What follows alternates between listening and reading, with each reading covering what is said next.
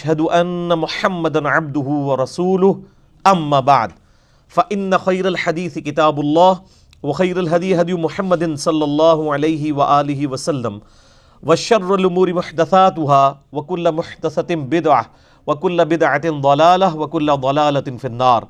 اعوذ باللہ السمیع العلیم من الشیطان الرجیم من ہمزہ ونفخہ ونفثہ. بسم اللہ الرحمن الرحیم.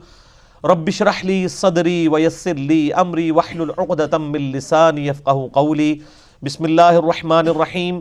ان اللہ وملائکتہ یصلون علی النبی یا ایہا الذین آمنوا صلوا علیہ وسلموا تسلیما. اللہم صل علی محمد وعلی آل محمد کما صلیت علی ابراہیم وعلی آل ابراہیم انک حمید مجید.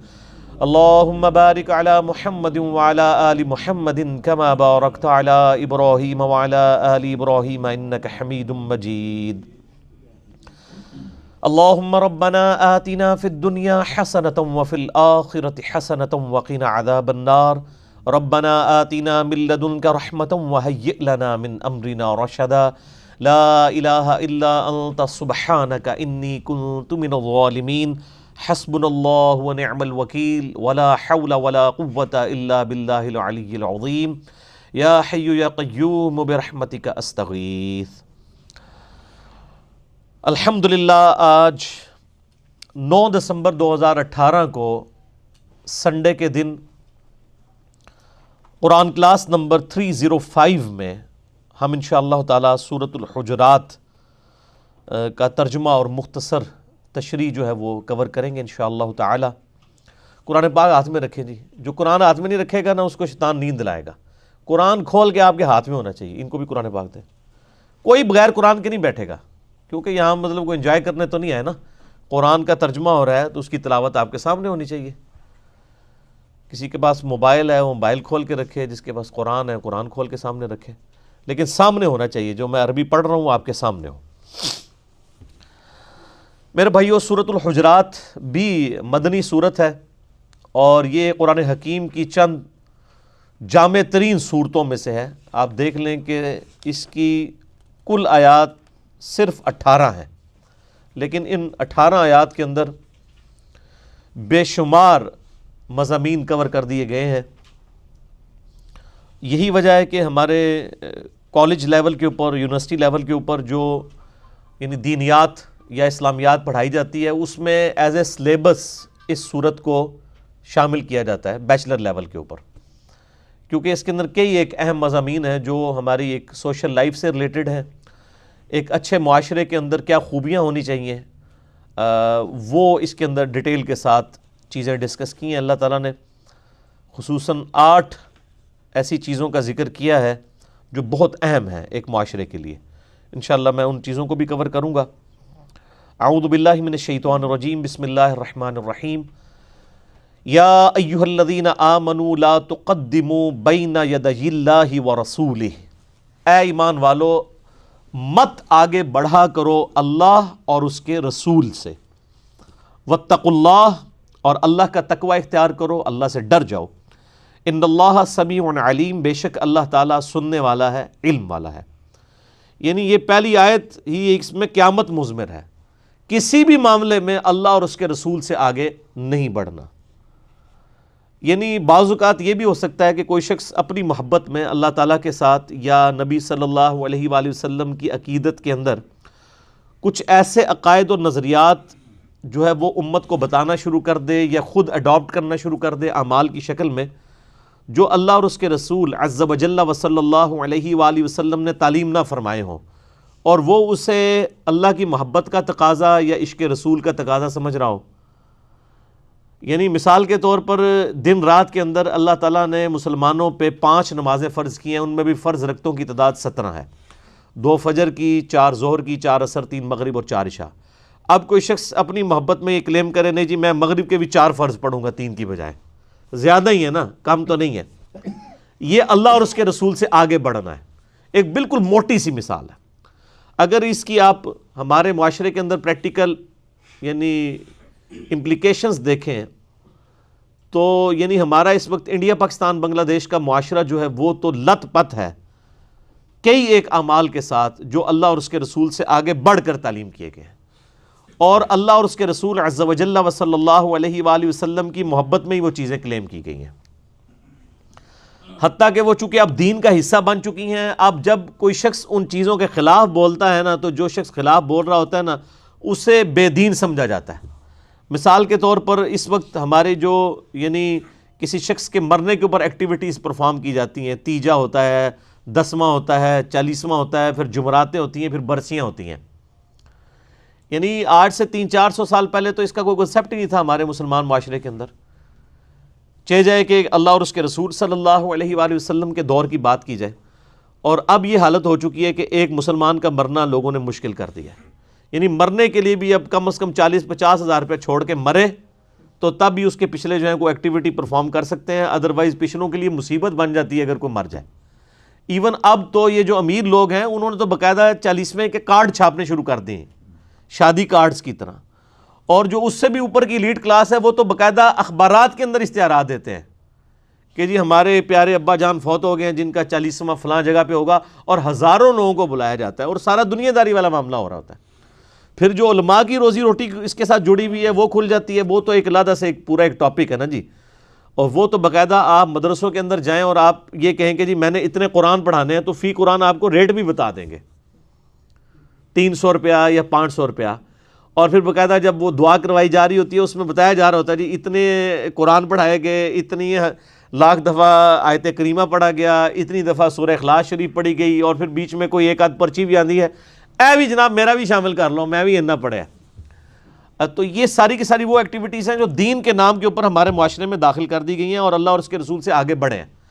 نبی صلی اللہ علیہ وآلہ وسلم کی اپنی مبارک زندگی میں آپ نے اپنی 3 بیٹیاں جو ہے نا جی خود اپنے ہاتھوں سے دفنائی ہیں، جو شادی شدہ آپ کی بچیاں فوت ہوئی ہیں، سیدہ رقیہ، سیدہ ام کلثوم اور سیدہ زینب رضی اللہ عنہن اجمعین۔ کسی کا آپ نے 40واں نہیں کیا، کسی کا تیجا نہیں کیا، کسی کا 10واں نہیں کیا، کسی کی جمعراتیں نہیں کی ہیں۔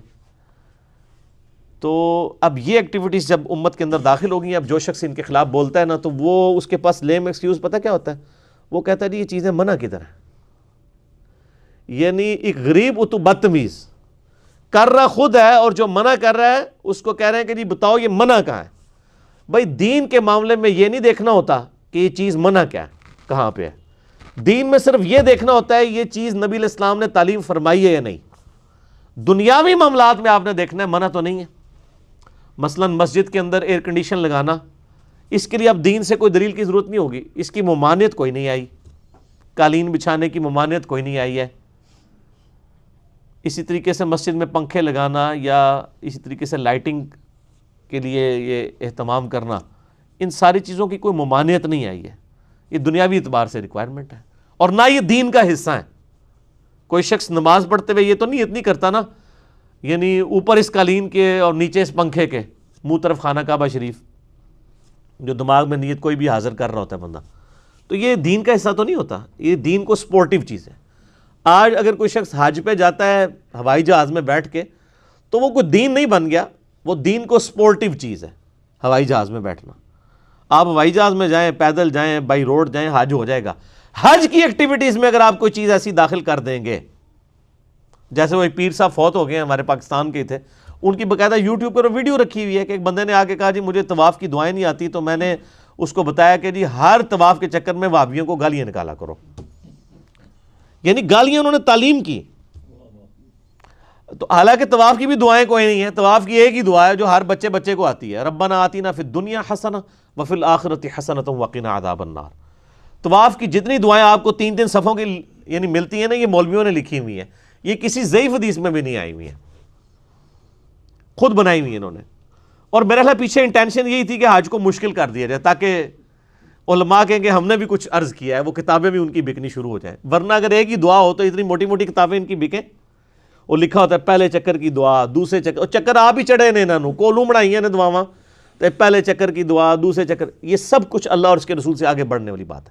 اس کو شریعت کی ٹرمنالوجی میں کہا جاتا ہے بدعت، دین میں جو خود سے چیز داخل کی جائے۔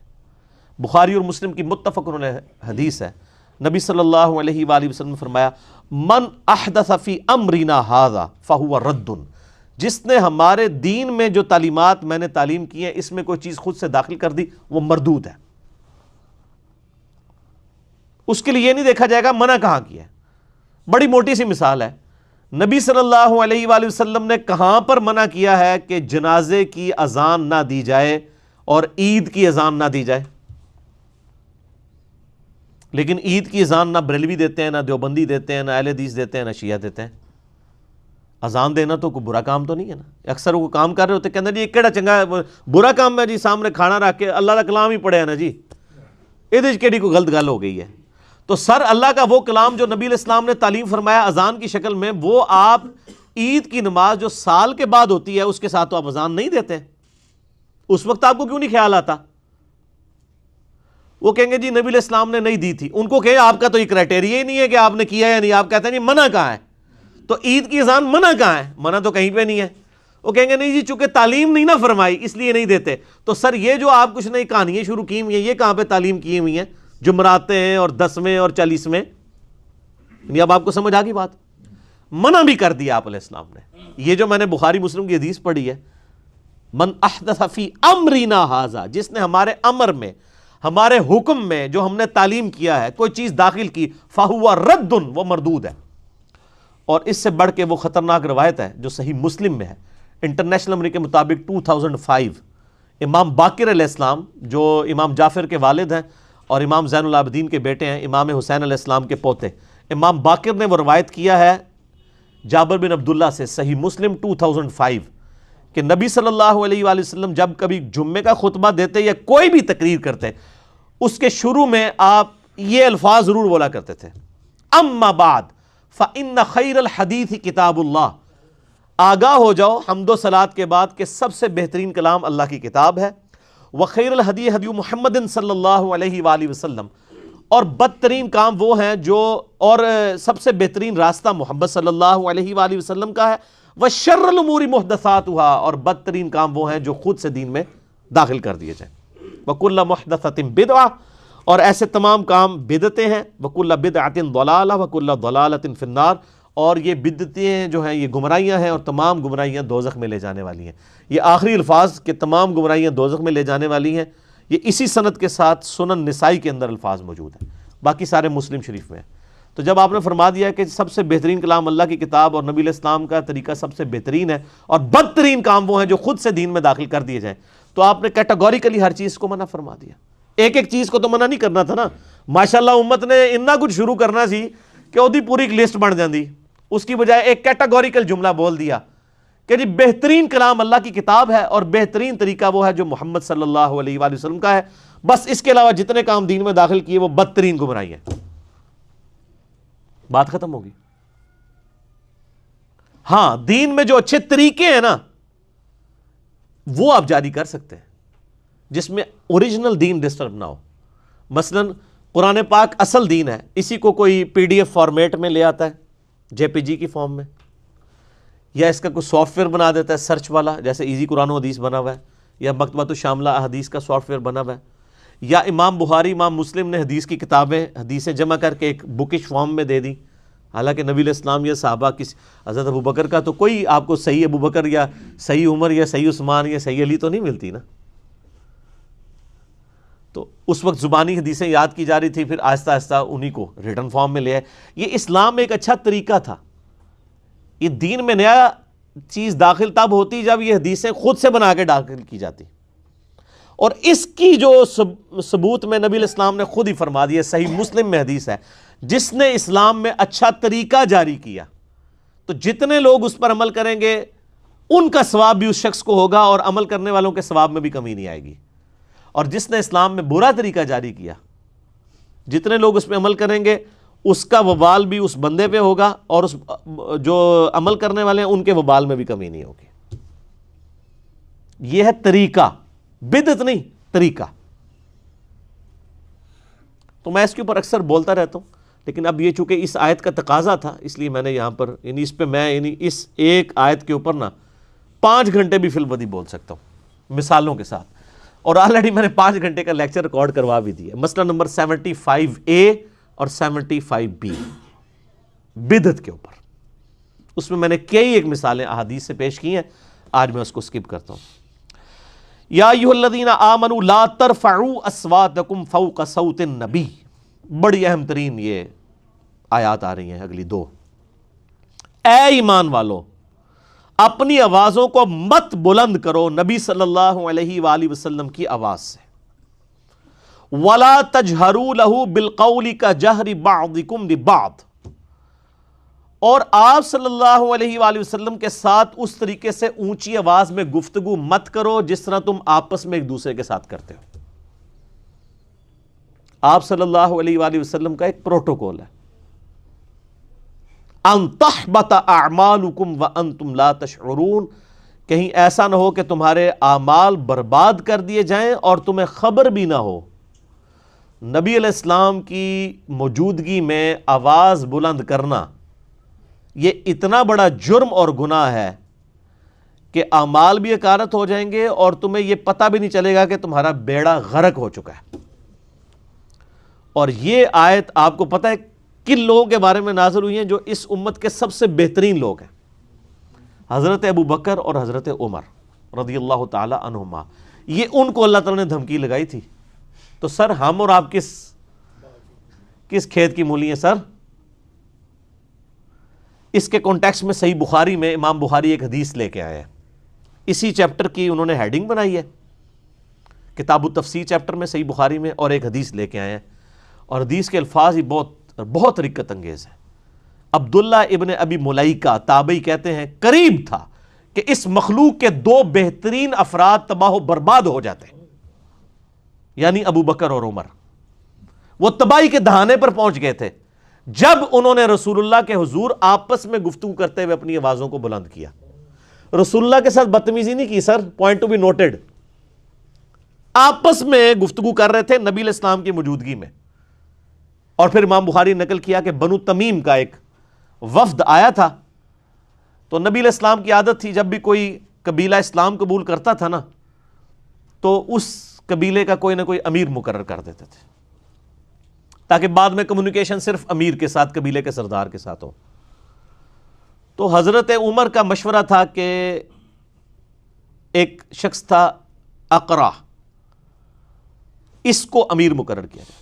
تو حضرت ابو بکر نے کہا کہ نہیں, یہ شخص اتنا مناسب نہیں ہے. یہ جو دوسرا شخص ہے نا, قعقاع بن عمرو التمیمی, یہ بہت بہادر تھا جس کے بارے میں حضرت ابو بکر کہا کرتے تھے نا یہ 1000 بندوں پہ بھاری ہے.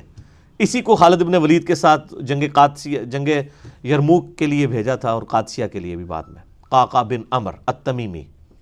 تو حضرت ابو بکر کا مشورہ تھا قعقاع کو جو ہے نا یہ امیر مقرر کیا جائے. تو حضرت عمر نے کہا کہ ابو بکر آپ ہر مسئلے میں نا یعنی میرے ساتھ اختلاف کرتے ہیں, میرا مشورہ جو ہے زیادہ مناسب ہے. بس آپس میں تلخ کلامی ہو گئی. نبی علیہ السلام بیٹھے ہوئے تھے, آیات نازل ہو گئی کہ نبی کی موجودگی میں آواز بھی بلند کی نا تو بیڑا غرق ہو جائے گا. اچھا, حضور کے ساتھ کوئی بدتمیزی نہیں کی آپ کی موجودگی میں. یہ آیات نازل ہوئیں تو اس حدیث کے الفاظ ہیں کہ حضرت عبداللہ ابن زبیر کہتے ہیں یہ آیات جب نازل ہوئیں تو حضرت ابو بکر, حضرت عمر جو ہے نا یہ تو نبی علیہ السلام کے سامنے اتنی پست آواز میں بولنا شروع کر دیا کہ آپ کو آواز سنائی بھی نہیں دیتی تھی. سرگوشی میں بات کرنی شروع کر دی. ڈر گئے سارے ایمان والے, ڈر جاتے ہیں نا. حضور کے ساتھ جب بات کرتے تھے تو سرگوشی میں, اور حضور صلی اللہ علیہ وسلم کہتے تھے اونچا بولو مجھے سمجھ نہیں آ رہی. یہ بخاری کے الفاظ ہیں. اتنا ڈر گئے. تو اگر نبی علیہ السلام کی موجودگی میں آواز بلند کرنے سے ابو بکر اور عمر کے اعمال برباد ہو جائیں تو نبی علیہ السلام جس بات کا حکم فرما دے اس حکم کی کو مخالفت کر دے, اس کا بیڑا غرق نہیں ہوگا. آج ہم کسی کو بتائیں کہ بخاری اور مسلم میں نماز کا طریقہ یہ لکھا ہے کہ نبی علیہ السلام رکوع میں جاتے وقت, رکوع سے اٹھتے وقت رفع الیدین کرتے تھے, اور تم بھی اسی طریقے کے اوپر نماز پڑھو, اور وہ کہ جی میرے بابا جی یہ کہتے ہیں, میرے عالم صاحب یہ کہتے ہیں, میرے ابا جی تینج پڑھ دینے, تو اس کے اعمال بچ جائیں گے. اگر نبی علیہ السلام کی موجودگی میں آپس میں گفتگو میں آواز بلند کرنا تباہ و برباد کر دے گا اعمال کو, اور نبی علیہ السلام جس بات کا حکم دے رہے ہیں اس سے مخالفت کرنا اس سے 1 کروڑ گنا بڑا جرم ہے. ایک چیز آپ نے حکم فرما دی، اس سے مخالفت کرنا دین میں یعنی جتنی بھی چیزیں وہ اس سے بڑا جرم ہے. اس کے اندر امپلائڈ ہے یہ چیز. یہ نہ سمجھیں کہ یہ حضرت ابوبکر عمر کے لیے اور آج جناب ہماری تو خیر ہے جو مرضی کرتے رہیں، ہم نے کون سا حضور کے پاس جا کے بیٹھنا ہے کہ ہماری آواز بلند ہوگی. اسی آیت کے تحت تمام محدثین اور مفسرین لکھتے آئے ہیں کہ نبی علیہ السلام کی وفات کے بعد بھی قبر رسول کے اوپر آواز بلند کرنا اسی طریقے سے گستاخی ہے جس طرح کہ اس زمانے میں نبی علیہ السلام کی موجودگی میں. حتیٰ کہ صحیح بخاری میں موجود ہے، حضرت عمر ایک دفعہ رضی اللہ تعالیٰ عنہ مسجد نبوی میں، یعنی آپ نے دو بندوں کی گفتگو اونچی آواز سے سنی، آپ نے بلایا کدھر کے رہنے والے ہو؟ کہنے لگے ہم طائف سے ہیں. ان کا اگر تم مدینے کے ہوتے نا تو تمہاری کٹ لگاتا میں ادھر کہ تم رسول اللہ کی مسجد میں اپنی آواز کو بلند کر رہے ہو. یعنی اتنا احترام کروایا جاتا تھا، کیونکہ نبی علیہ السلام کی قبر مبارک بھی بالکل مسجد کے ساتھ ایڈجسٹنٹ، حجرہ عائشہ سلام اللہ علیہا. اسی لیے تمام مفسرین ایون ابن کثیر کو اٹھا کے دیکھیں، اسی آیت کے تحت انہوں نے لکھا ہے کہ یہ نہ سمجھے کوئی کہ نبی علیہ السلام جب تک دنیا میں موجود ہے، نہیں، آج بھی قبر رسول پہ کوئی شخص اپنی آواز بلند نہیں کر سکتا. اور آپ کو حیران کن بات بتاؤں، یہ سورۃ الحجرات کی آیات روضہ شریف کے اوپر آج بھی لکھی ہوئی ہیں. سر یہی دو آیات، آیت نمبر 2 اور 3، یہ لکھی ہوئی ہیں روضہ شریف کے اوپر، ایگزیکٹ جالیوں کے اوپر. جب حضرت ابوبکر عمر نے نبی علیہ السلام کے بارے میں اتنی احتیاط شروع کر دی نا، تو پھر اگلی آیات بھی نازل ہو گئی. ان الذین یغضون اصواتهم عند رسول اللہ، بے شک وہ لوگ جو اپنی آوازوں کو دھیما رکھتے ہیں رسول اللہ کی بارگاہ میں. اولئک الذین امتحن اللہ قلوبهم للتقوی، یہی وہ لوگ ہیں جن کے دلوں کو اللہ نے پرہیزگاری کے لیے چن لیا ہے. یعنی پرہیزگاری کا کرائٹیریا ہے تعظیم رسول صلی اللہ علیہ وآلہ وسلم. جو جتنا آپ صلی اللہ علیہ وآلہ وسلم کی عزت اور توقیر کرنے والا ہے وہ اتنا ہی متقی اور پرہیزگار ہے. اگر حضرت ابوبکر اور عمر رضی اللہ تعالی عنہما کی تقوی کا ٹیسٹ رسول اللہ کا ادب ہے تو سر پھر ہم لوگ پھر کس کھاتے میں آتے ہیں؟ اور یہ جو کچھ آج ہو رہا ہے کہ ہم لوگوں کو کتاب و سنت سے تعلیمات بتاتے ہیں اور لوگ اپنے بابوں کے شعر پڑھنا شروع کر دیتے ہیں، بابوں کی کتابیں لے کے آ جاتے ہیں. یہ کیا گستاخانِ رسول نہیں ہے؟ یہ بھی اسی لیول کے بلکہ اس سے بڑے گستاخانِ رسول ہوں گے کہ اگر یہ نبی علیہ السلام کی موجودگی میں آواز بلند کرتے، وہ چھوٹا جرم ہے اس مقابلے میں کہ آپ کوئی حکم دیں اور آپ کہیں جی میں نے تو اس پہ نہیں چلنا، میں نے تو اس چیز پہ چلنا. بہت بڑا لمحہ فکری ہے. اسی کے تحت بخاری میں ایک اور حدیث ہے، ایک صحابی کی نیچرلی آواز اونچی تھی. جب یہ آیات نازل ہوئی نا، انہوں نے مسجد میں آنا ہی چھوڑ دیا، سر گھر بیٹھ گئے. نبی علیہ السلام نے پوچھا 3-4 دن ہوئے وہ بندہ نظر نہیں آ رہا، پتہ کرو بیمار ہے کیا ہے. پتہ کرنے گئے تو انہوں نے کہا جی میرے قرآن میں تو آیات نازل ہو گئی کہ جس کی آواز بھی بلند ہوئی تو مارا گیا، تو میری تو آواز ویسے ہی اونچی ہے، تو میں تو پھر وہاں پہ گیا تو میرا تو بیڑا غرق ہو جائے گا. اور وہ یہ سمجھ رہے کہ میرے بارے میں نازل ہوئی ہیں، انہوں نے خود ہی ایزیوم کر لیا. نبی علیہ السلام نے پھر پیغام بھجوایا کہ وہ مومن ہے، اس کی آواز نیچرل اونچی ہے، اس کو تیرے بارے میں مسئلہ کوئی نہیں ہے. یعنی ان کی نیچرل آواز تھی تو ان کو بینیفٹ آف ڈاؤٹ دیا گیا کہ یہ اونچا بولتے ہیں، وہ علیحدہ معاملہ ہے. یہ ان لوگوں کے بارے میں یعنی کہ آپ اسلام کی موجودگی میں جو جان بوجھ کے کوئی جھگڑا کر کے آواز بلند کریں، اس طرح کی صورتحال. ویسے اگر کوئی بولنے میں ویسے جس کی آواز بلند ہے تو اس کو بینیفٹ آف ڈاؤٹ دیا گیا، یعنی یہی دین فطرت ہے نا. تو بال صحابہ کرام کو آپ دیکھ لیں، اللہ فرماتا ہے ان کے دلوں کو ہم نے تقوی کے لیے چن لیا ہے. جو رسول اللہ کے حضور اپنی آوازوں کو پست کرتے ہیں، لہم مغفرۃ و اجر عظیم، ان کے لیے مغفرت بھی ہے اور بہت بڑا اجر ہے. جو نبی علیہ السلام کا ادب کرنے والے لوگ ہیں، آپ علیہ السلام کی بارگاہ میں مؤدب بن کے بیٹھتے ہیں. رسول اللہ علیہ وسلم کا ادب آج بھی اسی طریقے سے ہے. قبر رسول کے سامنے یہ آیات اوپر لکھی ہوئی ہیں روضہ شریف کے اوپر، اور وہاں پر بھی یعنی آپس میں تو گفتگو کرنی نہیں چاہیے کسی کو، اشاروں کے ساتھ گفتگو.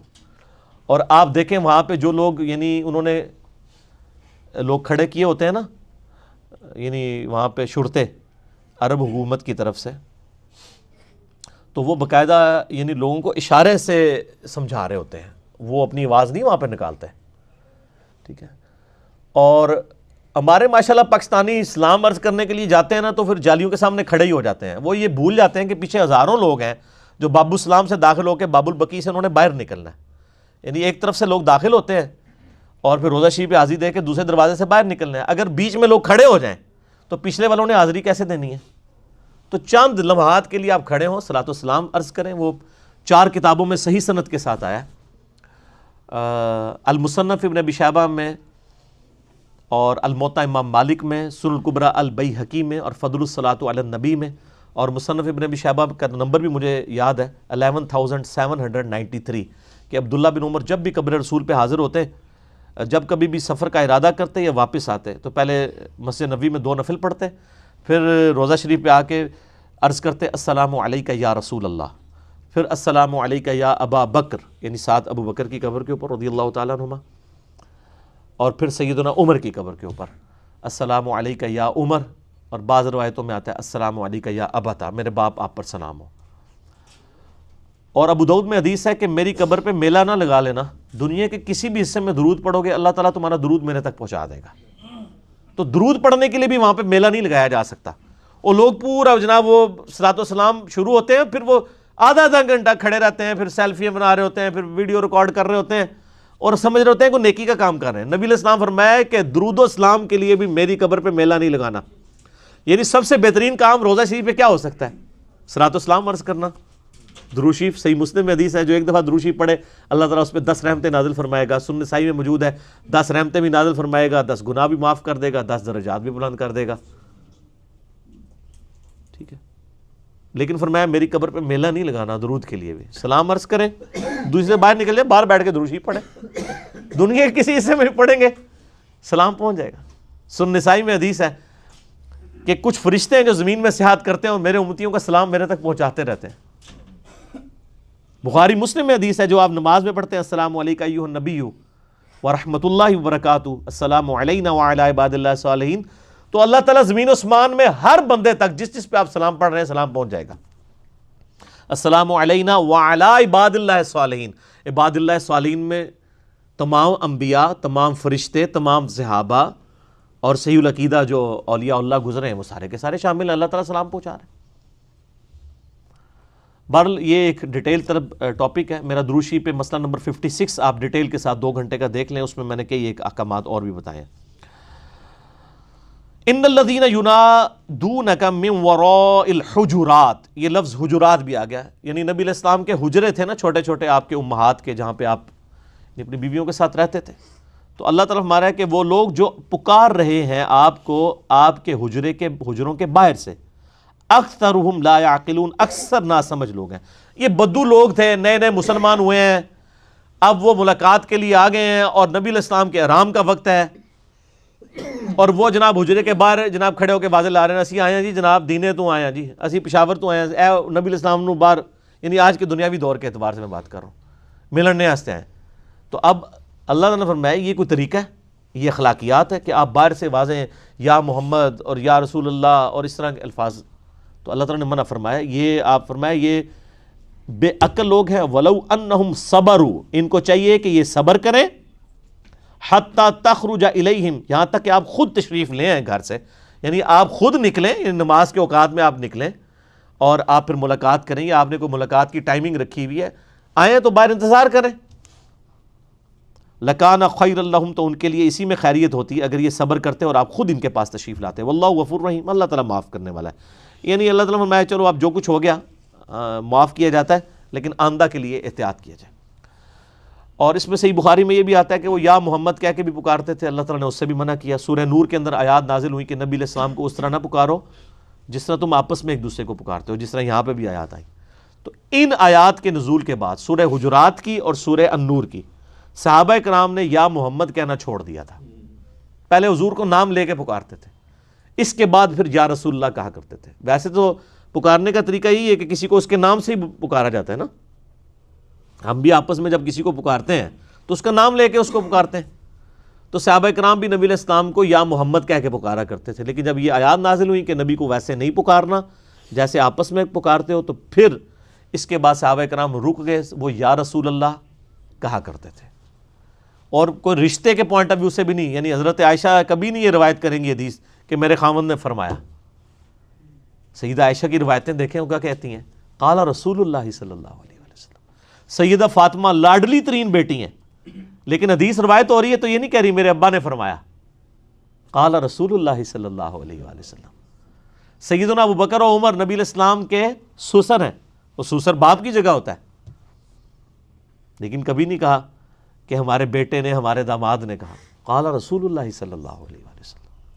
مولا علی نبی علیہ السلام کے بیٹوں کی جگہ ہیں، کبھی نہیں کہا کہ میرے سسر نے فرمایا، نہیں. قال رسول اللہ صلی اللہ علیہ وسلم، یعنی آپ کا رسول ہونا ایک ڈومیننٹ آپ کی ایک پوسٹ تھی نا. تو اسی کے اعتبار سے کہا گیا کہ یا رسول اللہ کہنا ہے، یا محمد نہیں کہنا. ایک میرا یوٹیوب پہ کلپ ہے، لاکھوں لوگوں نے دیکھا ہے، یا رسول اللہ سے متعلق صحیح عقیدہ. اس میں نے پھر بتایا کہ یا محمد نہیں کہنا، یا رسول اللہ آج بھی ہم کہتے ہیں، نماز میں بھی کہتے ہیں السلام علیکہ ایھا النبی، اے نبی آپ پہ سلام ہو، یا نبی اللہ ہی ہے. عربی میں ایھا النبی کہہ دیں یا نبی کہہ دیں، ایک ہی بات ہے. ہاں پیچھے کوئی حاضر و ناظر کا عقیدہ نہ ہو، مشکل کشائی والا عقیدہ نہ ہو، تو یوٹیوب پہ میرا کلپ ہے یا رسول اللہ سے متعلق صحیح عقیدہ کیا ہے. اس میں نے کئی ایک اختلافی موضوعات کور کیے ہیں. اور میں آپ کو حیران کن بات بتاؤں، آپ یا رسول اللہ پہ عقیدہ لکھیں نا، تو یا رسول اللہ کے جو نعرے لگاتے ہیں نا، ان کا کلپ اتنے لوگوں نے نہیں دیکھا ہوا جتنا میرا وہ کلپ دیکھا ہوا ہے. حالانکہ ہمارے پیچھے تو کوئی فرقہ نہیں کھڑا ہوا، لیکن وہ بات کی سچائی ہے. آپ سنیں گے ہر اعتبار سے آپ کو انشاءاللہ عقیدہ کلیئر ہو جائے گا انشاءاللہ. یہ تو نبی علیہ السلام کے ساتھ اسپیسیفکلی اس معاشرے میں نبی علیہ السلام کے ساتھ کیسے بیہیو کرنا ہے، یہ وہ بات آ گئی. اب کچھ معاشرتی احکامات آ رہے ہیں، 8 معاشرتی احکامات آ رہے ہیں جو آج کے دور میں بھی اسی طریقے سے ویلڈ ہے. کسی بھی ایک صحت مند معاشرے کے لیے کن چیزوں کی ضرورت ہے، اس میں سے 2 بہت top of the list important ہیں، اور باقی 6 جو ہیں وہ چھوٹے لیول کے ہیں اس کے مقابلے پہ، لیکن یہ 2 بہت امپورٹنٹ ہیں. پہلا، یا ایھا الذین آمنوا ان جاءکم فاسق بنبأ، اے ایمان والو اگر کوئی فاسق شخص جس کی کریڈیبلٹی نہ ہو وہ کوئی خبر تمہارے پاس لے آئے، فتبینوا، تو تمہارا کام ہے کہ اس کی پہلے تحقیق کرو کہ یہ بات جو کر رہا ہے یہ بات صحیح ہے کہ نہیں. اور یہ آج کل تو بہت ضروری ہے، آئے دن واٹس ایپ کے اوپر جعلی فتوے، جعلی آڈیوز لوگوں کی چڑھ رہی ہوتی ہیں، جی فلاں جگہ سے فتویٰ نکلا ہے، اور وہ فتویٰ تو وہیں سے انہوں نے مطلب وہ اڈوب فوٹوشاپ میں اٹھایا ہوتا ہے، کوئی الفاظ خود لکھ کے، تو نیچے سائن بھی علماء کے اوریجنل ہوتے ہیں. علماء بھی پریشان ہو جاتے ہیں بیچارے کہ ہماری طرف سے یہ کیسے چیزیں نکل گئی ہیں. تو کہا گیا کہ جب تک تحقیق نہ کرو نا، فاسق اگر کوئی شخص خبر لے آئے اس کی خبر کے اوپر اعتماد نہیں کرنا. ان تصیبوا قوما بجہالۃ، کہیں ایسا نہ ہو کہ کسی قوم کو تم جہالت کے اندر، انجانے میں، تمہیں پتہ ہی نہ ہو، تم نے اس کی خبر پر رائے کی ہے، اس کو تم نقصان پہنچا بیٹھو. فتصبحوا علی ما فعلتم نادمین، اور اس کے بعد پھر تم پچھتانے لگو کہ یہ کیا ہو گیا. اس کا ایک خاص شان نزول ہے، مسند احمد میں صحیح سند کے ساتھ موجود ہے، اور تمام محدثین نے اس آیت کے شان نزول میں وہ واقعہ نقل کیا ہے کہ یہ اسپیسیفکلی کس کے بارے میں نازل ہوئی. یہ ولید ابن عقبہ کے بارے میں آیت نازل ہوئی. ولید ابن عقبہ جو ہیں یہ صحابی ہیں لیکن طلقاء میں سے ہیں، یعنی فتح مکہ پہ جو لوگ معافی مانگ کے مسلمان ہوئے ان میں سے ایک ہے. ان کے جو والد تھے نا، عقبہ ابن ابی معیط، یہ وہی شخص ہے جس کے بارے میں بخاری میں آتا ہے اور مسلم میں بھی کہ نبی علیہ السلام جب سجدے کی حالت میں تھے تو اس نے لا کے اونٹ کی اوجڑی رکھ دی تھی، جس کی وجہ سے حضور صلی اللہ علیہ وسلم کا یعنی سانس لینا بھی دشوار ہو گیا. پھر سیدہ فاطمہ کو بلایا گیا، انہوں نے وہ اوجڑی ہٹائی. یعنی بڑا کٹر دشمن رسول تھا، اور یہ بیٹا بھی دشمن رسول تھا. فتح مکہ پہ آپ نے عام جب معافی کی اور اعلان کیا کہ یا تو اسلام قبول کر لیا جائے، وہ سورہ توبہ کی شروع کی آیات میں آتا ہے کہ 4 مہینے کا ٹائم ہے، یا اسلام قبول کر لو یا پھر جزیرہ نما عرب چھوڑ کے چلے جاؤ، ورنہ قتل کیے جاؤ گے. کیونکہ اللہ کی طرف سے عذاب استحصال آنا تھا نا. میں نے بتایا نا سورہ توبہ کی آیت نمبر 14 ہے کہ اللہ تعالیٰ نے عذاب استحصال اس امت کے کیس میں صحابہ کی تلواروں سے دلوایا ہے. اگلی امتوں پر نبیوں کے انکار پہ عذاب اللہ تعالیٰ خود بھیجتا تھا، کبھی پتھروں کی بارش، کبھی سمندروں میں غرق کر کے. ہمارے نبی کے کیس میں اللہ تعالیٰ نے تلوار مسلط کر دی صحابہ کی، کہ جو لوگ اسلام نہیں لائے، ظاہر ہے 23 سال دعوت تو دی تھی نا، تو اب عذاب تو آنا تھا نا جنہوں نے ایمان نہیں قبول کیا تھا. تو وہ عذاب آیا، وہ سورہ توبہ میں آیا کہ جی 4 مہینے کا ٹائم ہے، قتل کر دیے جاؤ گے، یا تو اسلام قبول کر لو یا پھر عرب کی سرزمین چھوڑ کے چلے جاؤ. پھر کچھ لوگ چلے گئے، زیادہ تر نے تو اسلام قبول کر لیا. ان میں ولید بن عقبہ بھی تھا. اب ظاہر ہے اس کی تربیت تو اس طرح نہیں ہوئی تھی، یہ طلقاء میں سے تھا، معافی مانگ کے مسلمان ہوئے ہوئے تھے. نبی علیہ السلام نے یعنی صدقات، زکوٰۃ اکٹھی کرنے کے لیے صحابہ کرام کو ایک جگہ بھیجا. تو اس میں ولید بن عقبہ بھی یعنی شامل تھا. اس نے آگے خبر دی کہ فلاں قبیلہ جو ہے زکوٰۃ کا منکر ہو گیا. اب زکوٰۃ کا انکاری کا مطلب یہ ہے کہ وہ یعنی حکومت وقت سے ٹکرا گئے ہیں. تو نبی علیہ السلام ان کے لیے پھر ان سے قتال کے لیے پوری مہم آپ روانہ کرنے لگے. تو اللہ تعالیٰ نے وحی کے ذریعے بتا دیا کہ اس نے جعلی خبر دی ہے, اس نے خود سے ازیوم کر لیا ہے. اس قوم نے تو زکوٰۃ دینے سے انکار کیا ہی نہیں تھا, وہ تو آپ کے جانثار ہیں, آپ کے ساتھی ہیں. تو پھر یہ آیت نازل ہوئی کہ اگر یہ فاسق اس قسم کا کوئی بندہ, حالانکہ صحابی تھا لیکن اللہ نے فاسق کہا کیونکہ تربیت نہیں ہوئی ہوئی تھی نا. فتح مکہ پہ معافی مانگ کے مسلمان ہوئے ہوئے تھے یہ لوگ, ان کی اس طرح کی تربیت نہیں ہوئی ہوئی تھی. تو اسی آیت کو امام مسلم نے صحیح مسلم کے مقدمے میں بھی نقل کیا ہے شروع میں ہی, اس بات کی دلیل پہ کہ فاسق شخص اگر صحابی ہے تو اس کی روایت قبول نہیں ہو رہی, تو کوئی راوی جو ہے وہ اگر ثقہ نہیں ہوگا اس کی حدیث قبول نہیں کی جائے گی. اور اس کی دلیل میں یہی آیت لے کے آئے امام مسلم صحیح مسلم کے مقدمے میں. پھر وہ حدیثیں لے کے آئے کہ جی کسی شخص کے جھوٹا ہونے کے لیے کافی ہے کہ ہر سنی سنائی بات آگے کر دے. یہ حدیث بھی امام مسلم لے کے آئے. پھر پہلی حدیث ہی مولا علی سے لے کے آئے ہیں رضی اللہ تعالیٰ عنہ علیہ السلام کہ جس شخص نے میری طرف جھوٹ منسوب کیا اپنا مقام دوزخ میں دیکھ لے. تو 92 روایات مسلم کی شروع کی, وہ ہے ہی اس بات پہ ہیں کہ صرف صحیح حدیث لی جائے گی, ضعیف روایتیں نہیں لی جائیں گی. اس میں یہ بھی آیت لے کے آئے. تو یہ اس سے ریلیٹڈ واقعہ تھا. تو وہ تو قوم یعنی اس کا تو رگڑا نکلنے لگا تھا غلط خبر کے اوپر. وہ تو اللہ تعالیٰ نے وحی کے ذریعے نبی علیہ السلام کو بتا دیا. تو یہ ہے کہ اگر کوئی فاسق خبر لے کے آئے تو کہیں ایسا نہ ہو تم جہالت میں نقصان پہنچا بیٹھو. اور پھر یہ جو بندہ ہے نا جی, اس بندے نے یعنی صرف حضور کے زمانے میں نہیں بعد میں بھی یہ یعنی مسلمانوں کے گلے کا کانٹا ہی بنا رہا ہے, ولید بن عقبہ, حالانکہ صحابی ہے. اسی کو کوفے کا گورنر لگا دیا تھا حضرت عثمان نے اپنے دور میں. آپ دیکھیں کہ نبی علیہ السلام کی وفات ہوئی, اس کے بعد حضرت ابوبکر کا دور, پھر حضرت عمر کے بھی دور, 13-14 سال ہو گئے ہیں اس کو مسلمان ہوئے, لیکن اس کی حرکتیں ٹھیک نہیں ہوئی. صحیح مسلم میں آتا ہے اس نے شراب پی کے فجر کی نماز پڑھائی, اسلام پھیر کے کہتا ہے 2 پڑھائیاں نے کہ 4. لوگوں نے کہا یار یہ کیا چکر ہوا ہے, قریب آئے, منہ چیک کیا تو بدبو آ رہی تھی شراب کی. حضرت عثمان کو خط لکھ دیا کہ یہ جناب آپ نے جو تحفہ بھیجا نا گورنر بنا کے, حالانکہ حضرت عمر نے منع کیا تھا کہ جو فتح مکہ پہ معافی مانگ کے مسلمان ہوئے نا, ان کی 3 نسلوں میں بھی کسی کو مسلمانوں کے اوپر امین نہیں لگانا, کیونکہ ان کی تو وہ تربیت ہی نہیں ہے. لیکن وہ پھر دیکھ لیں وہ گاٹے فٹ ہو گیا, چونکہ حضرت عثمان کا یعنی یہ رشتہ دار تھا, یہ ستیلا بھائی بھی لگتا تھا ولید بن عقبہ. حضرت عثمان کو جناب لیٹر پہنچ گیا, اور یہ بخاری میں بھی آپ کو مل جائے گی حدیث, بخاری میں حضرت عثمان والے چیپٹر میں, مسلم شریف میں ڈیٹیل سے آپ کو شراب والے چیپٹر میں ملے گی.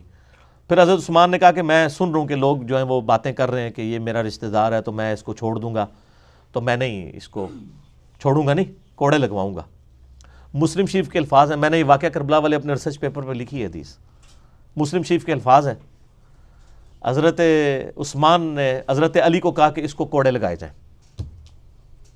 حضرت علی نے اپنے بیٹے حسن ابن علی کو, حضرت حسین کے بڑے بھائی کو کہا کہ حسن اٹھ اور اس کو کوڑے لگا شرابی کو. تو حضرت حسن غصے میں آ گئے, انہوں نے کہا جو اس کی میٹھی کھاتا ہے نا وہی کڑوی چکھے.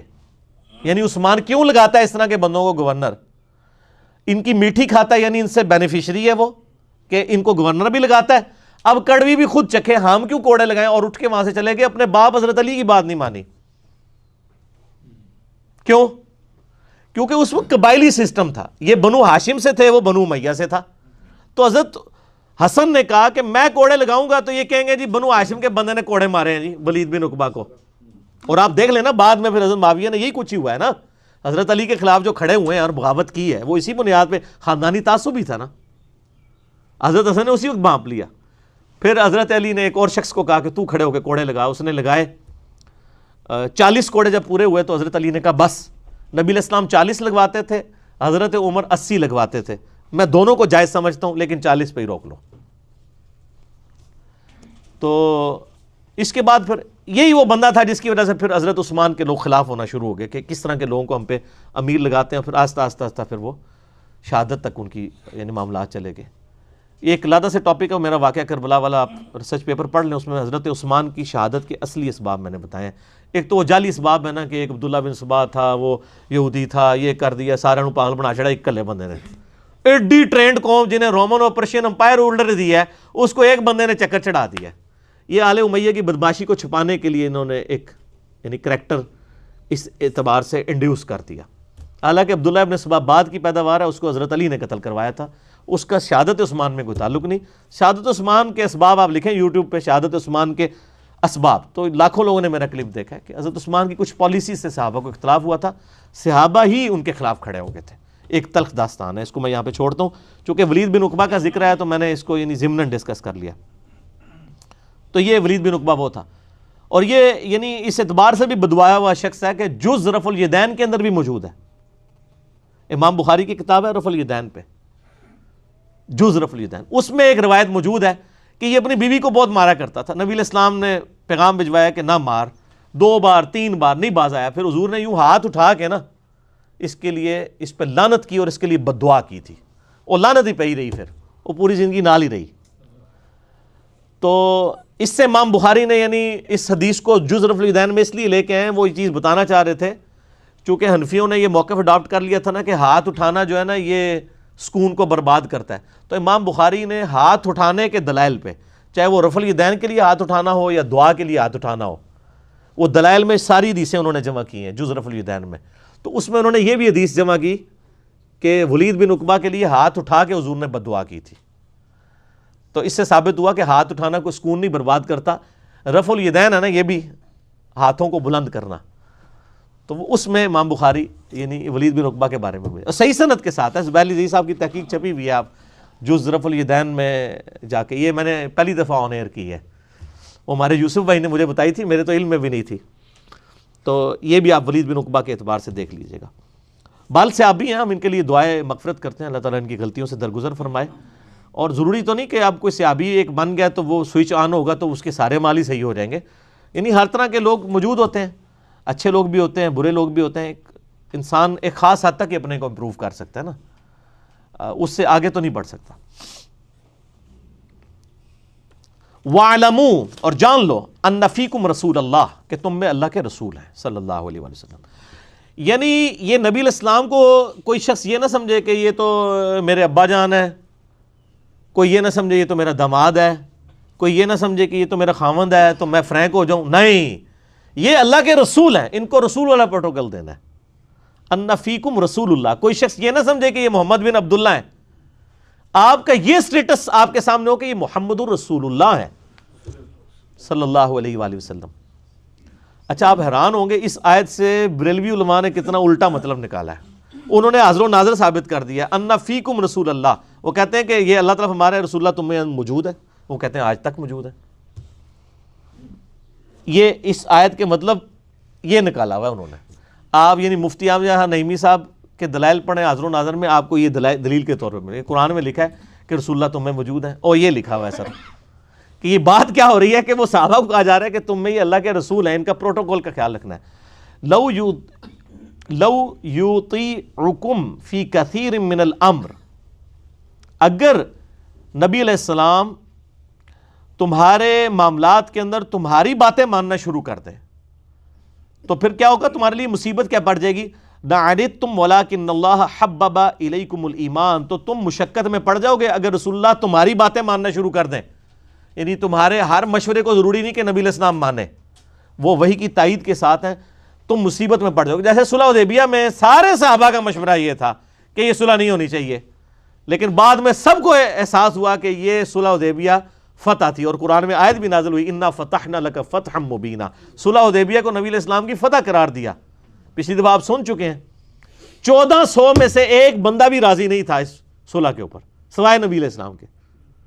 تو اگر نبی علیہ السلام ان کی بات اس وقت مان لیتے, لیکن آج اگر حکمران کے خلاف لوگ کھڑے ہوں گے نا اور میجورٹی, پھر حکمران کو بات ماننی ہوگی.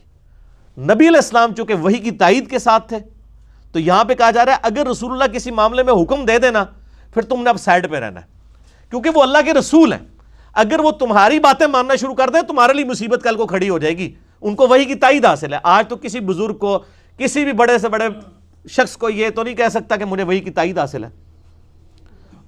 وَلَٰكِنَّ اللَّهَ حَبَّبَ إِلَيْكُمُ الْإِيمَانَ, بلکہ اللہ تعالیٰ نے تمہارے لیے ایمان کو محبوب کر دیا.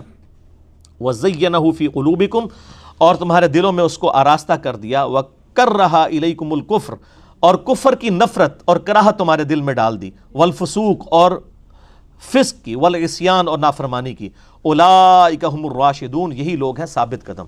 یعنی صحابہ کرام کے لیے یہ اتنی بڑی عظمت والی یہ آیات ہیں کہ اللہ تعالیٰ فرما رہا ہے کہ پہلے تو کلاس لی نا تھوڑی سی کہ اگر نبی تمہاری پیروی شروع کر دیں تو تمہارے لیے مصیبت بن جائے گی، لیکن پھر ساتھ ہی اللہ نے کہا کہ اللہ تعالیٰ نے ایمان تمہارے دلوں میں ایسا داخل کیا ہے کہ محبوب ترین چیز تمہارے لیے ایمان بن چکی ہے، اور تمہارے دلوں کو آراستہ کر دیا ایمان کے ساتھ، اور قابل نفرت بنا دی ہے کفر اور فسق اور نافرمانی، اور ثابت قدم لوگ ہیں یہ۔ یعنی صحابہ اکرام کی عظمت میں یہ یعنی ایک بہت بلیغ الفاظ ہے۔ فضلا من اللہ و نعمہ، یہ اللہ کا خاص فضل ہے اور نعمت ہے۔ ظاہر ہے صحابی، کوئی شخص اپنے آپ کو خود صحابی بنا تو نہیں سکتا نا، ہاں اس زمانے میں جو ایمان قبول کر لے تو بنا لے، لیکن آج تو نہیں کوئی یہ مرتبہ حاصل کر سکتا۔ تو یہ اللہ تعالیٰ نے خاص اسپیشل پروٹوکول تمہیں دیا ہے، واللہ علیم حکیم، اور اللہ تعالیٰ علم والا حکمت والا ہے۔ یہ پہلا حکم تھا جی کہ فاسق بندہ خبر لے آئے، اس کی خبر کے اوپر آپ نے چلنا نہیں ہے، نبی جو کچھ حکم دیتے ہیں چپ کر کے اس کے پیچھے چلنا ہے، اگر وہ آپ کا کہنا ماننا شروع کر دیں آپ کے لیے مصیبت کھڑی ہو جائے گی۔ اب جناب دوسرا حکم آ رہا ہے، بڑا حکم، وَإِن طَائِفَتَانِ مِنَ الْمُؤْمِنِينَ اقْتَتَلُوا فَأَصْلِحُوا بَيْنَهُمَا، اگر مسلمانوں کے دو گروہ آپس میں لڑ پڑیں تو ان کے درمیان صلح کروا دیا کرو۔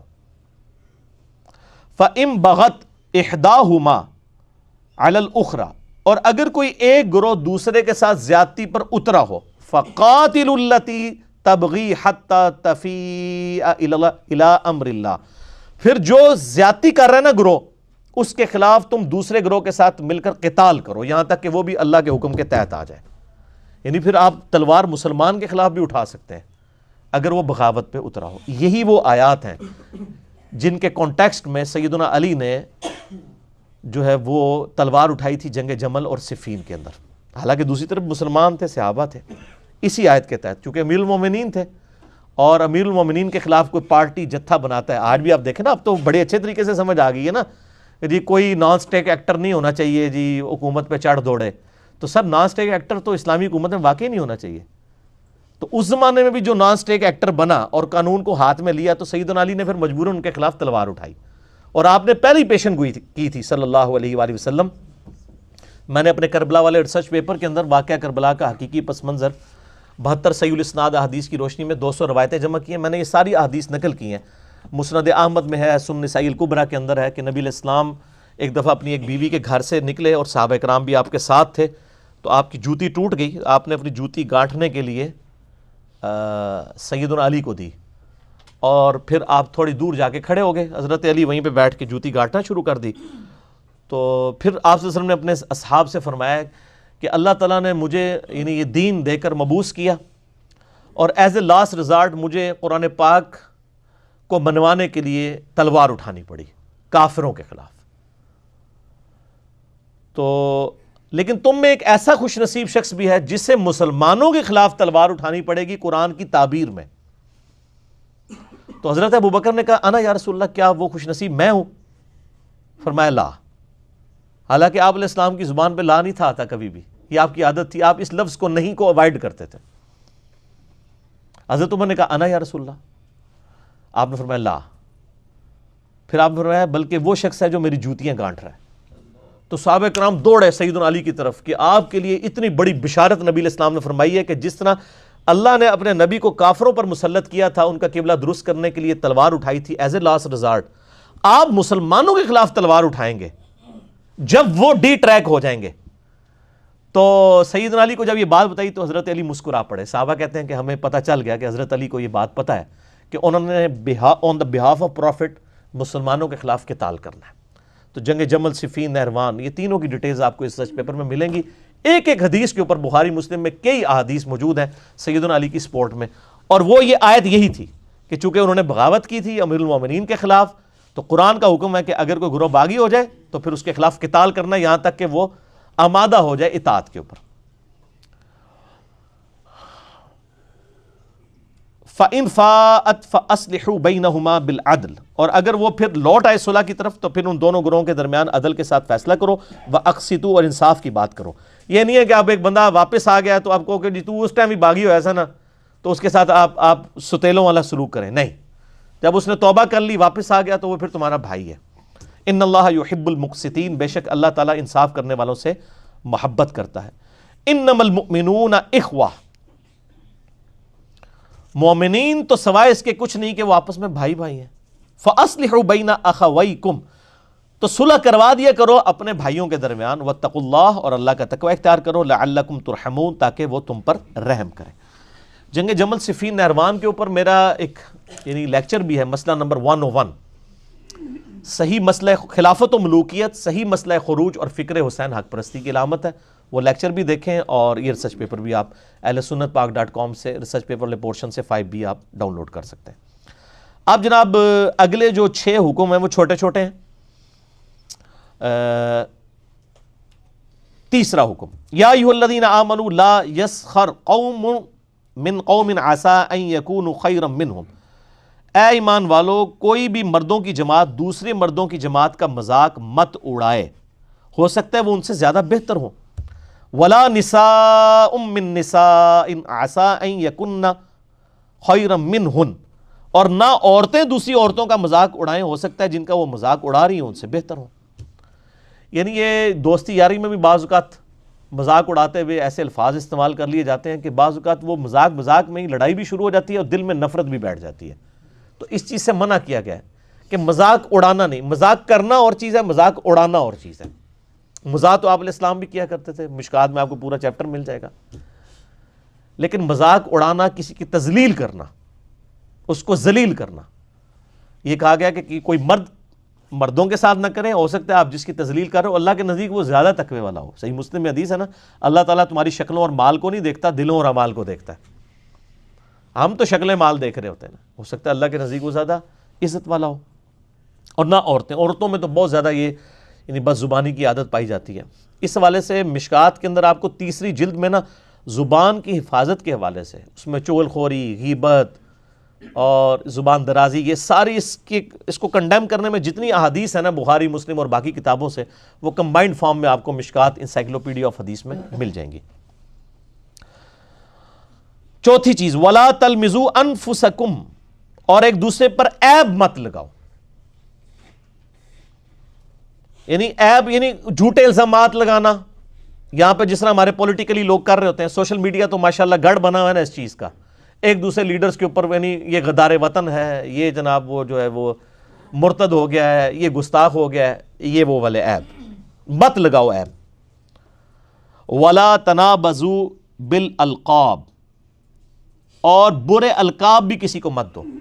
یہاں پہ بھی آپ دیکھ لیں نا، پولیٹیکل لیڈرز ایک دوسرے کو القاب دیے ہوئے ہیں، پھر مذہبی لیڈروں نے ایک دوسرے کو القابات دیے ہوئے ہیں. اور یہ آج کے نہیں، پرانے بزرگ بھی یہی کچھ کرتے رہے ہیں. میں نے بتایا نا کہ حسام الحرمین میں احمد بریلوی صاحب نے علماء دیوبند کو لکھا ہے کہ یہ واجب القتل ہیں، اور جب اس کے جواب میں المحند علی المفند لکھی ہے نا علماء دیوبند نے، انہوں نے لکھا ہے کہ بریلوی، احمد بریلوی اور ان کی پوری جماعت ایک شیطانی لشکر ہے جو ہم پہ حملہ آور ہو گیا. تو یہ پرانے بزرگوں نے بھی خوب ایک دوسرے کے ساتھ جو ہے نا وہ بزرگ آزمائی کی ہوئی ہے. برے القاب نہ دو. اچھا، القاب اگر ایسے ہو نا کہ جو ایک نک نیم جیسے رکھے ہوتے ہیں، گڈو، پپو، اس قسم کے، اس پہ میرا بھی ایک یوٹیوب کے اوپر کلپ ہے، نک نیمز انجینئر محمد علی مرزا. وہ نک نیم آپ دے سکتے ہیں، نبی علیہ السلام بھی نک نیم دیتے تھے اگر وہ کسی کو برے نہ لگیں. جیسے حضرت ابو ہریرہ کو کہا گیا بلیوں والا. حضرت علی علیہ السلام کی کنیت ہے ابو تراب، مٹی والا. بخاری مسلم میں آتا ہے وہ نبی علیہ السلام کے جسم سے مٹی جھاڑی اور ابو تراب کہا، انہوں نے اپنی کنیت رکھ لی.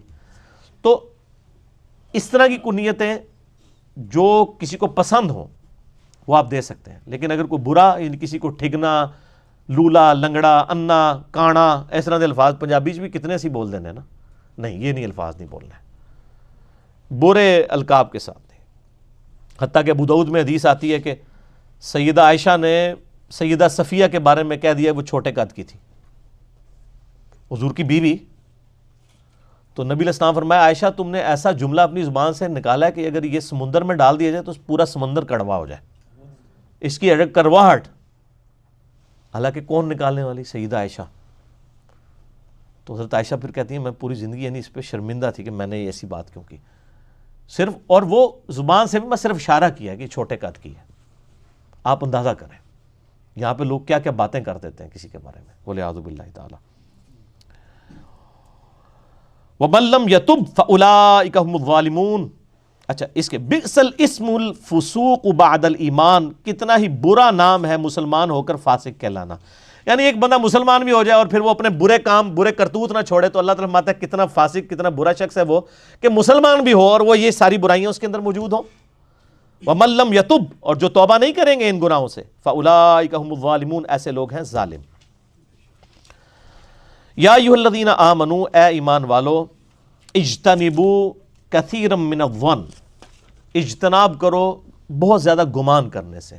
ان بعض الظن اثم، بے شک بعض ظن بدگمانیاں گناہ کے درجے میں ہوتی ہیں.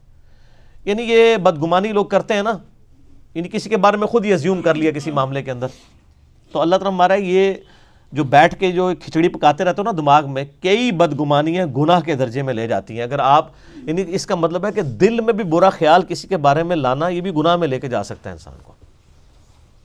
تو بدگمانی تو گناہ کے درجے میں، یعنی گمان سے بچو. پوری کوشش کریں کہ پازیٹیو حسن ظن رکھیں.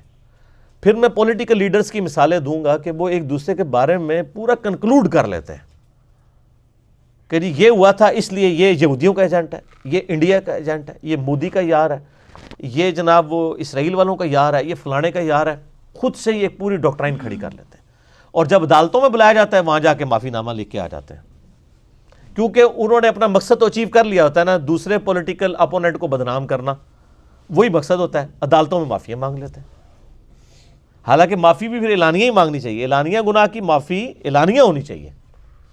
یہ نہیں ہے کہ آپ نے الزام لگا دیا کہ یہ یہودیوں کا ایجنٹ ہے اور جب عدالت پوچھے کہ جی کیا انہوں نے یہودیوں سے کون سی لی ہے فنڈنگ اور آپ پروف نہ کر سکیں تو پھر آپ معافی مانگیں. یعنی عدالتیں اسی لیے بنی ہوئی ہوتی ہیں نا کہ آپ پروف لے کے جائیں. اور اگر کوئی شخص مجرم بھی ہو، اگر آپ عدالت میں پروف نہیں کر سکتے تو عدالت اسے سزا دینے کی مجاز نہیں ہے اسلام میں. اس طرح تو ڈیکورم نہیں رہ سکتا ہے معاشرے کا، ورنہ تو کئی مظلومین کو آپ جو ہے نا وہ محب الوطن سمجھ کے ان کو غدار وطن سمجھ کے مار دیں گے. ٹھیک ہے، آپ 50 بندے ماریں گے، ہو سکتا ہے اس میں سے 50 میں سے 45 جو ہے وہ آپ نے نجائز مار دی ہو. اس لیے کہا گیا کہ پروف لے کے آؤ. اس لیے میں اکثر یہ یعنی کہ مسنگ پرسن اور اس مسئلے میں بہت اسٹرکٹ ہوں.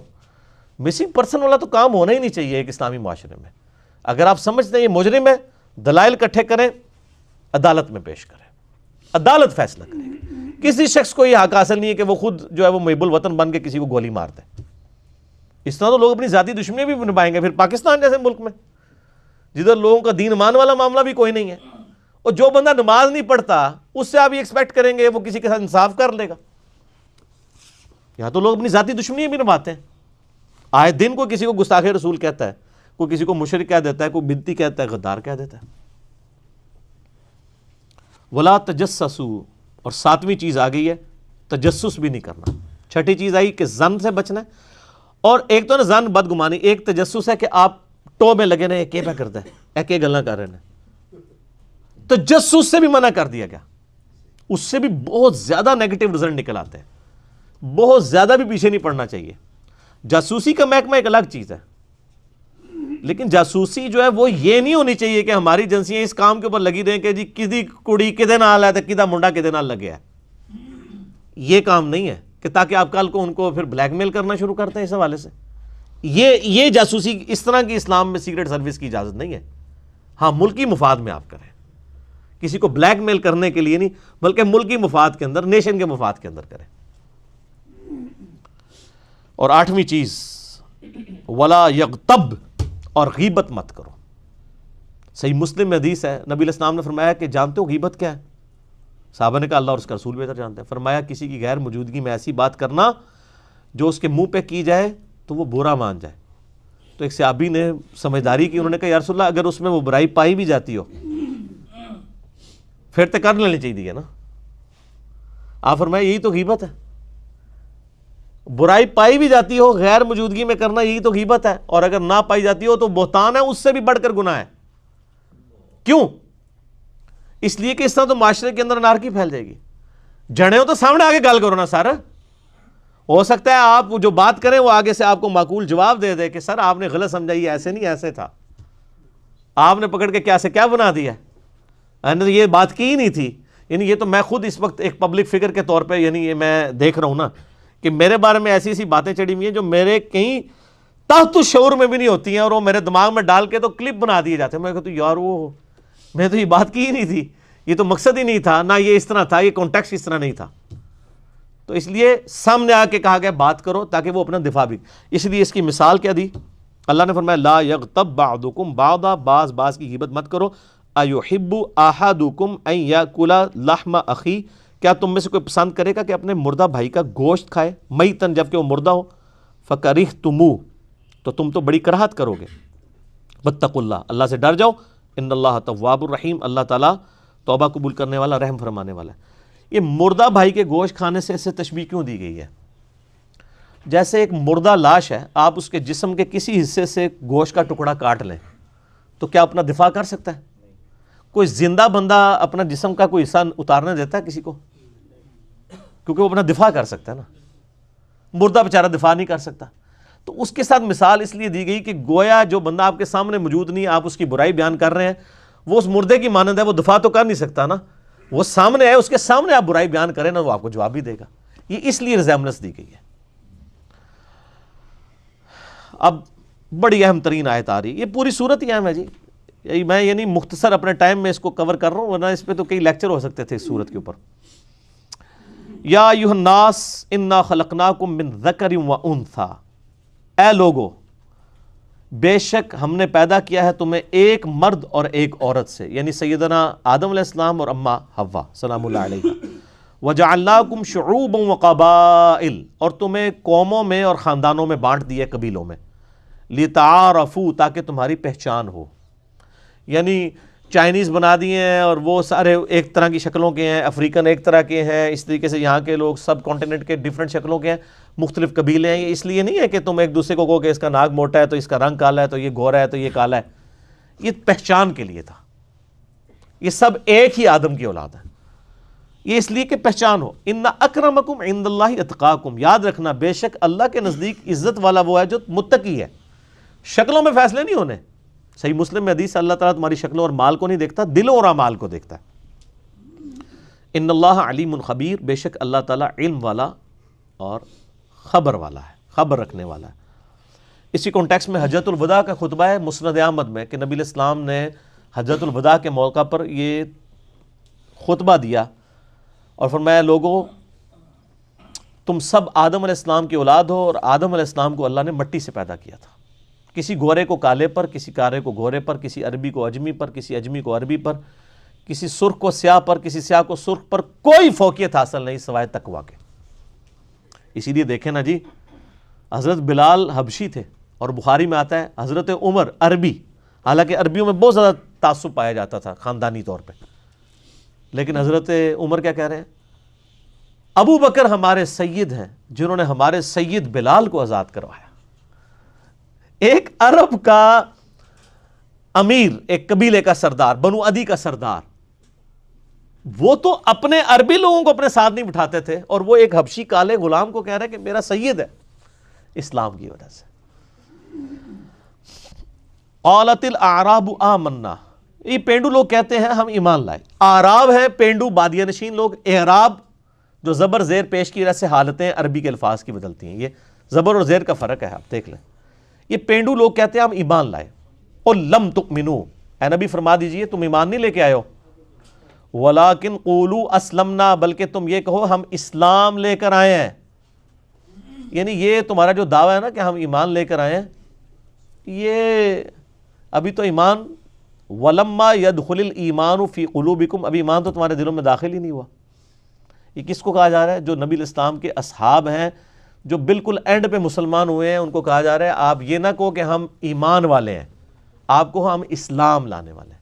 ایمان تو دل کی کیفیت کا نام ہے. اسلام تو کوئی بھی کلمہ پڑھ دے اور جو ظاہری چیزیں ان پہ چلے تو وہ اسلام ہے، لیکن ایمان دل میں کھبانے کے لیے بڑی قربانیاں دینی پڑتی ہیں. یہ پینڈو لوگ کس طرح مسلمان ہوئے تھے؟ نبی علیہ السلام کو جب عرب میں غلبہ نصیب ہو گیا، اذا جاء نصر اللہ والفتح ورأیت الناس يدخلون فی دین اللہ افواجا، تو لوگ گروہ در گروہ اسلام میں داخل ہوئے. یعنی قبیلوں کو اندازہ ہو گیا کہ اب نبی علیہ السلام کو پاور حاصل ہوگی عرب کے اندر، اب یہ ان کا گراف اوپر ہی جائے گا. تو عرب کے قبائل نے ان کی بیعت کر لی. اب ایک قبیلے نے قریش کے ایک سردار یعنی نبی علیہ السلام کی بیعت کر لی. اس زمانے میں تو بیعت کا مطلب تھا کہ آپ یعنی ان کو اپنا بڑا تسلیم کر رہے ہیں، آپ ان کے پیچھے چلیں گے. لیکن نبی علیہ السلام کے کیس میں صرف یہ بیعت نہیں تھی بلکہ دین بھی قبول کرنا تھا.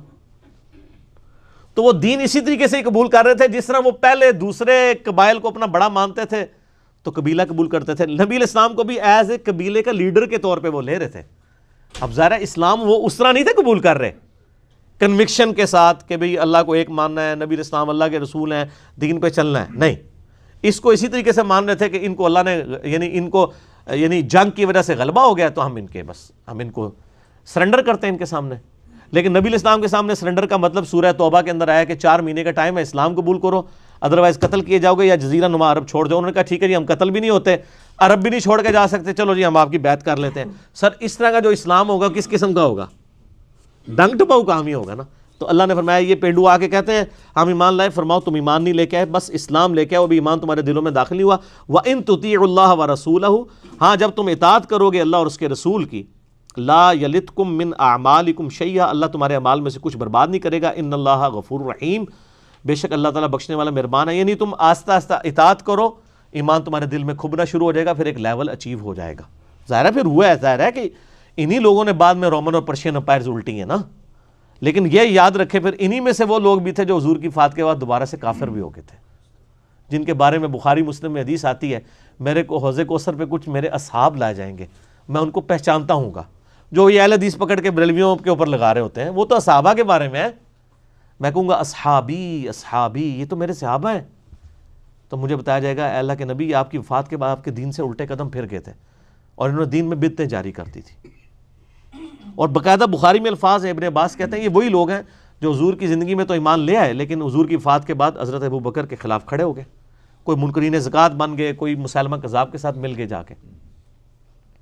اب یہ ڈیٹیل ٹاپک ہے، میرا مسئلہ نمبر 96 ہے عظمت صحابہ، رد المنافقین اور سنی شیعہ کے اختلاف کا تحقیقی جائزہ. اس میں نے اس ٹاپک کو بخاری مسلم کی روشنی میں ڈیٹیل سے کور کیا اور اس میں نے یہ آیات بھی کور کی تھی کراس ریفرنس کے طور پہ. قالت الاعراب آمنا، یہ والی آیات میں نے اس میں کور کی ہوئی ہیں. آج میں تفصیل میں نہیں جاؤں گا. اب اللہ تعالیٰ فرما رہا ہے کہ میں بتاتا ہوں ایمان والے کون ہیں. سر یہ اب ہم نے اپنے آپ کو ٹیسٹ کرنا ہے ان آیات کے اندر. ایک آیت میں اللہ نے بتا دیا ایمان والا کون ہوتا ہے. انما المؤمنون الذین آمنوا باللہ ورسولہ، مومنین تو صرف وہ لوگ ہوتے ہیں جو اللہ رسول پر ایمان لے آئیں اور مان لیں ایک بار کہ یہ اللہ، یہ ہمارے نبی، یہ ہمارا خدا ہے، معبود ہے اور یہ ہمارے لیڈر ہے اور ہمارے رہبر ہیں صلی اللہ علیہ وآلہ وسلم. ثم لم یرتابوا، اس کے بعد کبھی شک میں نہ پڑے. وسوسے آنا علیحدہ چیز ہے، وہ تو مسلم شریف میں حدیث ہے کہ اللہ نے میری امت سے دل کے وساوس کو معاف فرما دیا ہے. میرا وسوسوں کے اوپر بھی مسئلہ نمبر 83A اور B دیکھ سکتے ہیں. شک نہ کریں. وَجَاهَدُوا بِأَمْوَالِهِمْ وَأَنفُسِهِمْ فِي سَبِيلِ اللَّهِ. پہلی چیز کیا؟ اللہ رسول پر ایمان، اس کے بعد شک نہیں کرنا. اور تیسری چیز پھر وہ کوشش جاری رکھیں اپنے مال کے ذریعے اور اپنی جان کے ذریعے. یعنی مال کے ذریعے صدقات بھی اللہ کی راہ میں خرچ کریں اور جان بھی جب ضرورت پڑے قتال میں دینے کے لیے تیار ہو جائیں اللہ کی راہ میں. اولئک هم الصادقون، یہ اپنے دعوے میں سچے ہوں گے. تو سر ہم اپنے آپ کو ٹیسٹ کر لیتے ہیں. پہلا سوال تو سارے ہی پاس کر لیں گے کہ ہاں جی مننے ہیں جی اللہ رسول نو، لیکن دوسری بات کیا ہے؟ اللہ رسول کی بھی ماننی ہے، شک نہیں کرنا. تو سر شک ہی ہے نا. جس کو یہ پتا ہے کہ بے نمازی کو قبر میں عذاب ہوگا اور وہ نماز نہ پڑھتا ہو تو اس کا کیا مطلب ہے؟ انہوں شک ہے کدھر ہے؟ کوئی دماغ کیڑا ہے کہ نہیں یار حوصلہ بخشی جاواں، یہ بھی شک کی ایک فارم ہے. اگر آپ کو پتا ہو نا، جس کو پتا ہے کہ استری گرم کر کے جلاتی ہے، میں اب استری فل گرم کر کے اس کے سامنے رکھوں اور کہوں کہ سر ایک بار ہاتھ لاؤ نا، انہوں لگائے گا؟ جب تک اس لیول کا عذاب قبر کا اور آخرت کے عذاب کا یقین نہیں نہ ہوتا کسی شخص کو. تو سر جس طرح یہ یقین ہے نا، جس کا ایک بار استری سے ہاتھ جل جائے وہ ٹھنڈی استری کو بھی جناب ڈرتے ہوئے ہاتھ لگاتا ہے کہ ساڑی نہ جاواں. جب اس لیول کا اللہ کا ڈر ہوگا نا، اس شخص کی کبھی نماز چھوٹ سکتی ہے؟ کبھی خدا کے ساتھ وہ بغاوت کر سکتا ہے؟ تو وہ شک میں پڑے ہوئے نا. اور یہ تیسری شرط تو بڑی، وجاہدوا باموالہم، پھر جہاد کرنا ہے اپنے مال کے ذریعے. جیب ڈگلی ہوگی تو پتہ چلے گا جناب کہ مال چونکہ انسان نے زندگی لگا کے کمایا ہوتا ہے نا، تو پھر جیب ڈھیلی کرنا مشکل کام ہوتا ہے. اپنے مال کے ذریعے اور اپنی جان کے ذریعے اللہ کی راہ میں جہاد کرنا ہے, کوشش جاری رکھنی ہے. ایک تو قتال ہے نا, وہ تو آخری درجہ ہے, چھوٹے لیول پہ بھی کوشش جاری رکھنی ہے. اللہ اکبر. یہ سچے لوگ ہوں گے. وہ جو سورہ توبہ میں آیا نا, یا ایھا الذین آمنوا اتقوا اللہ وکونوا مع الصادقین, یہ سورۃ المائدہ میں, ایمان والو اللہ کا تقوی اختیار کرو اور سچوں کے ساتھ رہو, یہ سچے لوگ ہیں. قل اتعلمون اللہ بدینکم, اے نبی ان سے فرمائیے کہ تم اپنے دین کا احسان کرتے ہو. اللہ نے جو تمہیں ایک دولت دی تھی اس کا اللہ کے اوپر احسان جتاتے ہو کہ جی ہم ایمان لے آئے ہیں. واللہ یعلم ما فی السماوات وما فی الارض, اللہ تعالیٰ جبکہ زمین و اسمان میں جو کچھ ہے اس کا جاننے والا ہے. تمہارے دلوں میں ایمان کھبا ہے کہ نہیں کھبا اللہ کو پتہ ہے. کوئی احسان نہ میرے اوپر جتاؤ ایمان لانے کا. واللہ بکل شیء علیم, اور اللہ تعالیٰ ہر چیز کو اپنے علم سے گھیرے ہوئے ہے, علم میں ہے ہر چیز اللہ کے. یمنون علیک ان اسلموا, اے نبی یہ احسان کرتے ہیں آپ کے اوپر کہ ہم اسلام لے کے آئے. قل لا تؤمنوا علی اسلامکم, قل لا تمنوا علی اسلامکم, اے نبی فرما دیجئے کہ اپنے اسلام لانے کا احسان میرے اوپر نہ جتاؤ, بلکہ کیا ہے, بل اللہ یمن علیکم, بلکہ یہ تو اللہ کا احسان ہے کہ اس نے تمہیں ایمان کی دولت دی ہے. ان ہداکم للایمان, کہ تمہیں ایمان کی طرف. یہاں پہ بھی اللہ تعالیٰ ویسے کہہ سکتا تھا کہ اے تلوار تواڈے سر اتے آئی ہے تو تسی کلمہ پڑھیا ہے بھی یہی تھا. سورہ توبہ میں ہے نا 4 مہینے کا ٹائم ہے, اسلام قبول کرو ادروائز گاٹے لے جان گے تواڈے. تو لیکن اللہ تعالیٰ نے پھر بھی ریکارڈ کیا ہے کہ نہیں, اللہ کا احسان ہے کہ تمہیں ایمان کی دولت دی. ان کنتم صادقین, اگر تم سچے ہو. ان اللہ یعلم غیب السماوات والارض, بے شک اللہ تعالیٰ غیب کا جاننے والا ہے جو کچھ آسمانوں میں اور زمین میں. واللہ بصیر بما تعملون, اور اللہ تعالیٰ دیکھ رہا ہے جو کچھ تم کام کر رہے ہو. یعنی اس کے اندر دھمکی ہے کہ اب یہ نہ ہو کہ کلمہ پڑھ کے تو جناب سمجھو کہ سب کچھ بیڑا پار ہے, دیکھا جا رہا ہے کون اعمال کرے گا. پھر بعد میں نے بتایا مرتد بھی ہوئے ہیں لوگ, وہ مسئلہ نمبر 96 دیکھ لیں. اور ایک اور ہے لیکچر مسئلہ نمبر 94, غزوہ تبوک کے موقع پر منافقین اور مومنین کے کردار کا فرق. اللہ تعالیٰ سے دعا ہے جو حق بات میں نے کی اللہ تعالیٰ ہمارے دلوں میں راسخ فرمائے. اگر جس بات میں میرے منہ سے غلط بات نکل گئی اللہ تعالیٰ ہمارے دلوں سے معاف کر دے. سبحانک اللہم و بحمدک, اشہد ان لا الہ الا انت, استغفرک و اتوب الیک, وما علینا الا البلاغ المبین. جزاکم اللہ خیرا.